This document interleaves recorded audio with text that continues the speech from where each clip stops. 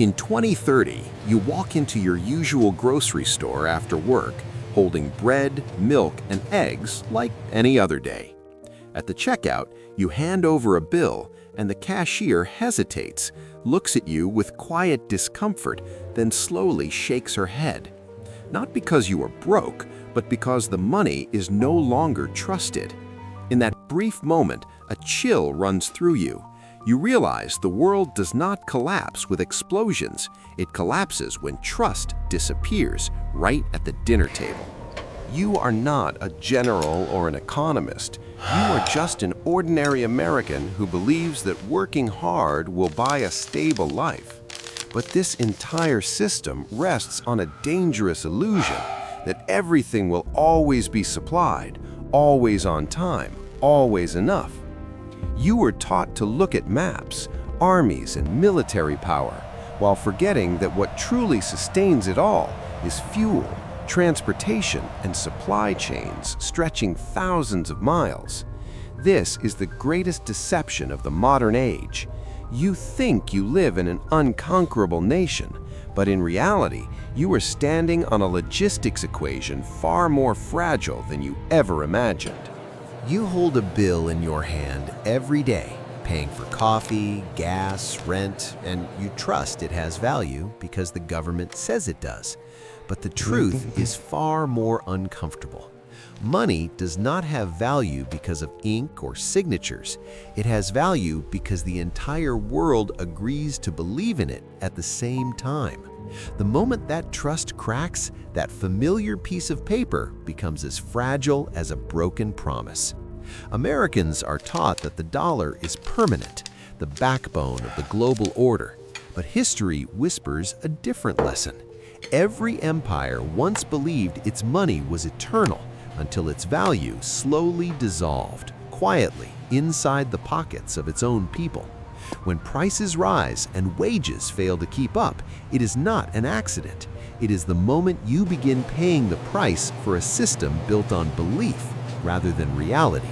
Rewind time to 1974, when America was emerging from war. People were exhausted, inflation was eating away at every meal, and trust in government was cracking. In quiet rooms with no ballots or protests, major decisions were signed, not to save ordinary people, but to save the system itself. The dollar was no longer backed by gold, but by an invisible agreement with the world that oil, energy, and global trade would flow through this currency. Ordinary Americans were never asked. They simply woke up one morning to a world operating under new rules. From that moment on, the value of money became tied to energy flows and global trust. It worked remarkably well until the world began to change. And today, you are living with the long shadow of that decision, even though you were never invited into the room where it all began. After 1974, a massive machine began operating in silence, so refined that most Americans never even noticed it. The world bought oil with dollars, and those dollars did not return as spare change. They were recycled. Oil exporting nations sent those dollars back by buying U.S. bonds, depositing money in American banks, and investing in U.S. markets. Money flowed in a closed loop. Oil moved outward, dollars flowed back home. Because of this machine, Americans lived beyond their true productive capacity, purchasing imports with money quietly supported by the rest of the world. The danger was not the system itself, but how humans grew accustomed to the miracle. Families never saw the connection between gasoline, warships, treasury bonds, and dinner on the table. They only saw abundance, low prices, and smooth operation. The machine worked perfectly as long as oil stayed central and trust remained intact. But the moment the world begins to ask the old question again, why we should keep feeding this system, the same machine that sustained the American dream can become the force that grinds it down from the inside. You grew up in an America where everything was always available. Cheap food, gas always at the pump, goods from all over the world appearing on store shelves just days after being ordered. You believed this was the reward of hard work and progress. But the truth is, you have been living on an invisible debt. Every cheap shirt, every fast meal, every weekend trip has been subsidized by a system that pushed the real costs elsewhere, onto producing countries, onto the future. While you enjoyed convenience, domestic factories shut down, skills disappeared, and communities slowly unraveled. Americans did not become lazy, they were separated from the act of creating real value. We learned to consume instead of produce, to borrow instead of build. And the true price never shows up on the receipt. It lives in the fragility of the system, where a slowdown in fuel, a disruption in transport, or a loss of trust in money can make familiar comforts vanish faster than you ever imagined. This is not a story about guilt, but about a trade-off an entire society accepted without ever being asked. You don't see the moment trust collapses on a stock ticker or a breaking news banner. It happens quietly.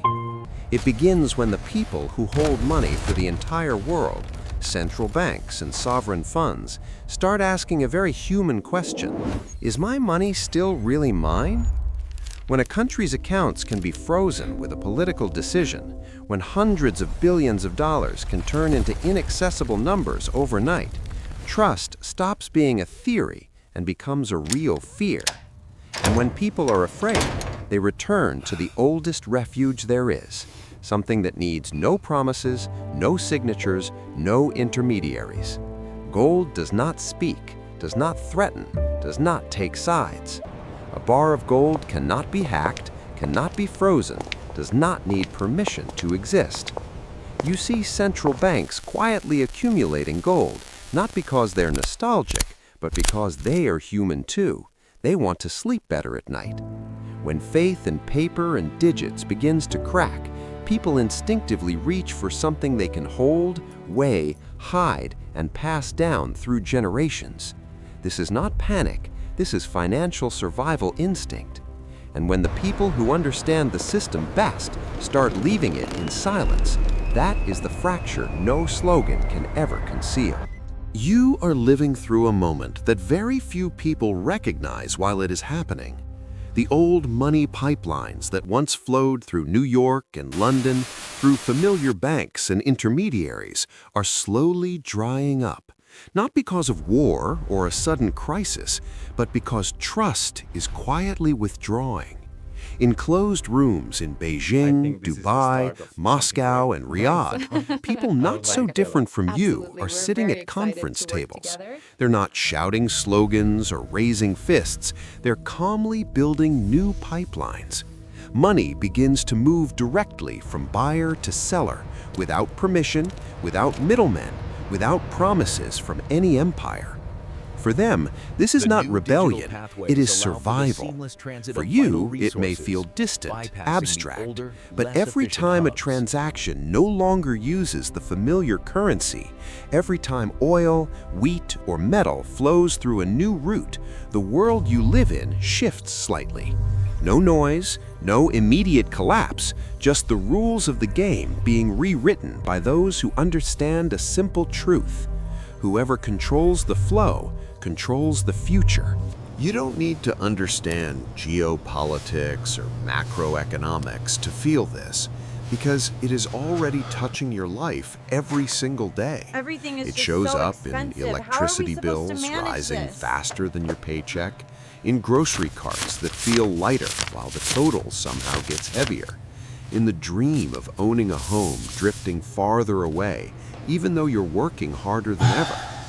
The system that once allowed America to live comfortably is slowly, quietly changing direction, and the first people to feel the weight are not banks or governments, but ordinary families.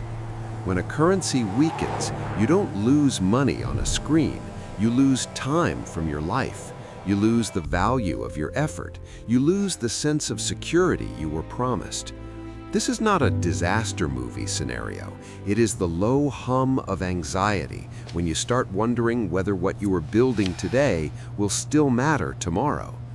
And the most dangerous moment is not when everything collapses, but when everything still seems to work, yet you can feel it no longer works for you. You don't need to be a financial expert to feel this. You just need to be someone who goes to work, pays bills, and raises a family in a world changing faster than your paycheck.